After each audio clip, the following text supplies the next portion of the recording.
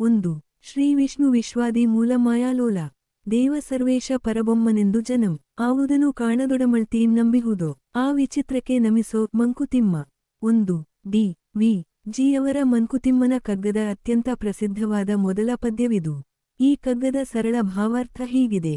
ಲೋಕದ ಜನರು ಯಾರನ್ನೂ ಸೃಷ್ಟಿಯ ಆದಿಮೂಲ, ವಿಶ್ವವನ್ನೆಲ್ಲ ವ್ಯಾಪಿಸಿರುವವನು, ಮಹಾಮಾಯಾವಿ, ದೇವದೇವ ಹಾಗೂ ಪರಬ್ರಹ್ಮ ಎಂದು ಕರೆಯುತ್ತಾರೋ. ಯಾರನ್ನೂ ಕಣ್ಣಾರೆ ಕಾಣದಿದ್ದರೂ ಕೇವಲ ಭಕ್ತಿ ಮತ್ತು ಪ್ರೀತಿಯಿಂದ ನಂಬಿದ್ದಾರೋ ಆ ಅಪರಿಚಿತ, ಅದ್ಭುತ ಹಾಗೂ ವಿಚಿತ್ರ ಶಕ್ತಿಗೆ, ಭಗವಂತನಿಗೆ ತಲೆಬಾಗಿ ನಮಿಸು, ಓ ಮಂಕುತಿಮ್ಮ. ಪ್ರಮುಖ ಮುಖ್ಯಾಂಶಗಳು. ವಿಶ್ವಾದಿ ಮೂಲ, ಇಡೀ ಜಗತ್ತಿನ ಸೃಷ್ಟಿಗೆ ಕಾರಣನಾದವನು. ಮಾಯಾಲೋಲ, ಈ ಜಗತ್ತೆಂಬ ಮಾಯೆಯಾಟವನ್ನು ಆಡಿಸುವವನು. ನಂಬಿಕೆ, ಕಣ್ಣಿಗೆ ಕಾಣದ ಆ ಪರಮಶಕ್ತಿಯನ್ನು ಮನುಷ್ಯನು ಕೇವಲ ತನ್ನ ಅಂತರಾಳದ ಭಕ್ತಿ ಮತ್ತು ಅಕ್ಕರೆಯಿಂದ ನಂಬಿದ್ದಾನೆ. ಸಮರ್ಪಣಾ ಭಾವ, ಆ ನಿಗೂಢ ಬ್ರಹ್ಮಾಂಡದ ಶಕ್ತಿಗೆ ನಮ್ಮ ಅಹಂಕಾರವನ್ನು ಬದಿಗಿಟ್ಟು ನಮಸ್ಕರಿಸಬೇಕು ಎಂಬುದು ಡಿ. ವಿ. ಜಿಯವರ ಸಂದೇಶ. ಮಂಕುತಿಮ್ಮನ ಕಗ್ಗದ ಈ ಮಂಗಳಾಚರಣೆ ಪದ್ಯವು ಇಡೀ ಕೃತಿಯ ತಾತ್ವಿಕ ಹಿನ್ನೆಲೆಗೆ ನಾಂದಿ ಹಾಡುತ್ತದೆ. D. V. G. D. V. Gundappa ಅವರ 2. ಜೀವ ಜಡರೂಪ ಪ್ರಪಂಚವನದಾವುದೋ ಆವರಿಸಿಕೊಂಡು ಮೊಳನೆರೆದು ಮಿಹುದಂತೆ, ಭಾವಕ್ಕೊಳಪಡದಂತೆ ಅಳತೆಗಳವಡದಂತೆ, ಆ ವಿಶೇಷಕ್ಕೆ ನಮಿಸೋ ಮಂಕುತಿಮ್ಮ. 2. ಮಂಕುತಿಮ್ಮನ ಕಗ್ಗದ ಈ 2ನೇ ಪದ್ಯವು ಜಗತ್ತಿನ ಸೃಷ್ಟಿ, ಸ್ಥಿತಿ ಮತ್ತು ಅದರಾಚೆಗಿನ ಆ ಪರಮಸತ್ಯ ಅಥವಾ ದೈವೀ ಶಕ್ತಿಯನ್ನು ಅತ್ಯಂತ ಸರಳ ಹಾಗೂ ಆಳವಾದ ಪದಗಳಲ್ಲಿ ವರ್ಣಿಸುತ್ತದೆ. ಈ ಕಗ್ಗದ ಭಾವಾರ್ಥ ಹೀಗಿದೆ. ಜೀವವಿರುವ ಚೇತನ ಮತ್ತು ಜೀವವಿಲ್ಲದ ಜಡ, ಈ ಇಡೀ ಪ್ರಪಂಚವನ್ನು ಯಾವುದೋ ಒಂದು ಶಕ್ತಿಯು ಹೊರಗಿನಿಂದ ಆವರಿಸಿಕೊಂಡು ಅಥವಾ ವ್ಯಾಪಿಸಿ, ಒಳಗೂ ಕೂಡ ತುಂಬಿ ತುಳುಕುತ್ತಿದೆ. ಆ ಶಕ್ತಿಯು ಕೇವಲ ನಮ್ಮ ಲೌಕಿಕ ಯೋಚನೆಗಳಿಗೆ ಅಥವಾ ಭಾವನೆಗಳಿಗೆ ಸುಲಭವಾಗಿ ಸಿಕ್ಕುವುದಿಲ್ಲ.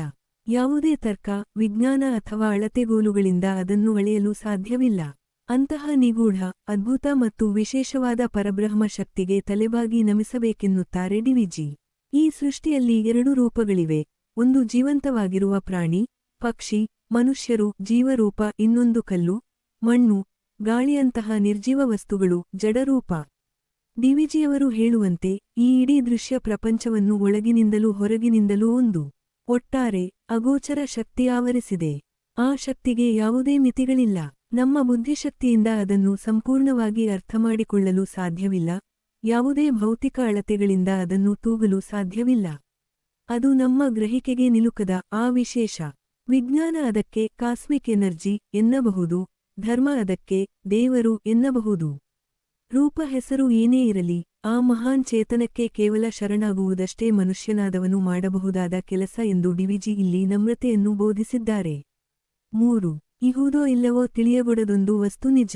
ಮಹಿಮೆಯಿಂ ಜಗವಾಗಿ ಜೀವವೇಷದಲ್ಲಿ ವಿಹರಿಪುದದುಳ್ಳಿತೆಂಬುದು ನಿಸದವಾದೊಡ ಗಹನ ತತ್ವಕ್ಕೆ ಶರಣೋ ಮಂಕುತಿಮ್ಮ. 3.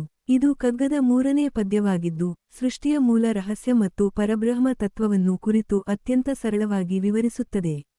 ಈ ಪದ್ಯದ ಭಾವಾರ್ಥ ಇಲ್ಲಿದೆ. ಆ ಭಗವಂತ ಅಥವಾ ಪರಮಸತ್ಯ ಪರಬ್ರಹ್ಮ ಎನ್ನುವುದು ಇದೆಯೋ ಅಥವಾ ಇಲ್ಲವೋ ಎಂದು ಯಾರಿಗೂ ಖಚಿತವಾಗಿ ತಿಳಿಯದ ಒಂದು ನಿಗೂಢ ವಸ್ತು. ಆದರೆ ಅದು ನಿಜ, ಶಾಶ್ವತ ಸತ್ಯ. ಈ ಪರಮ ತತ್ವವು ತನ್ನದೇ ಆದ ಅದ್ಭುತ ಮಹಿಮೆಯಿಂದ ಈ ಜಗತ್ತಾಗಿ ರೂಪಾಂತರಗೊಂಡಿದೆ. ಅಷ್ಟೇ ಅಲ್ಲದೆ ನಮ್ಮೆಲ್ಲರೊಳಗೆ ಜೀವ ಎಂಬ ವೇಷವನ್ನು ಹಾಕಿಕೊಂಡು ಈ ಸಂಸಾರದಲ್ಲಿ ವಿಹರಿಸುತ್ತಿದೆ. ಇಡೀ ಸೃಷ್ಟಿ ಮತ್ತು ಜೀವಿಯಾಗಿ ಆ ತತ್ವ ನಡೆಸುತ್ತಿರುವ ಈ ಲೀಲೆ ಅಥವಾ ಆಟವು ಒಳ್ಳೆಯದೇ ಅಥವಾ ಮಂಗಳಕರವಾದುದೇ ಎಂಬುದು ಸತ್ಯ ಎಂದಾದರೆ, ಆ ಗಹನವಾದ ಆಳವಾದ ಪರಮ ತತ್ವಕ್ಕೆ ಶರಣಾಗತಿ ಸಲ್ಲಿಸಬೇಕೆತ್ತಾರೆ ಡಿವಿಜಿ. ಮುಖ್ಯ ಸಂದೇಶ. ಡಿವಿಜಿಯವರು ಈ ಕಗ್ಗದಲ್ಲಿ ಅದ್ವೈತ ತತ್ವದ ಸಾರವನ್ನು ಹಿಡಿದಿಟ್ಟಿದ್ದಾರೆ. ಕಣ್ಣಿಗೆ ಕಾಣದ ಆ ಭಗವಂತ ಎಲ್ಲೋ ಇಲ್ಲ, ಅವನೇ ಜಗತ್ತಾಗಿದ್ದಾನೆ ಮತ್ತು ನಮ್ಮೊಳಗಿನ ಜೀವನೇ ಆ ಭಗವಂತನ ವೇಷ. ಈ ಜಗತ್ತಿನ ಸೃಷ್ಟಿ ಮತ್ತು ಅದರ ಹಿಂದಿರುವ ಶಕ್ತಿ ಒಳ್ಳೆಯದನ್ನೇ ಮಾಡುತ್ತದೆ ಎಂಬ ನಂಬಿಕೆ ನಮ್ಮದಾದರೆ, ಆ ಪರಮಶಕ್ತಿಗೆ ತಲೆಬಾಗಿ ಶರಣಾಗುವುದೊಂದೇ ಮನುಷ್ಯನಿಗೆ ಇರುವ ಮಾರ್ಗ ಎಂಬುದನ್ನು ಇದು ತಿಳಿಸುತ್ತದೆ. ಕಗ್ಗದ ಇಂತಹ ಅದ್ಭುತ ಮುತ್ತುಗಳು ಜೀವನದ ಗೊಂದಲಗಳಿಗೆ ದಾರಿದೀಪ. 4.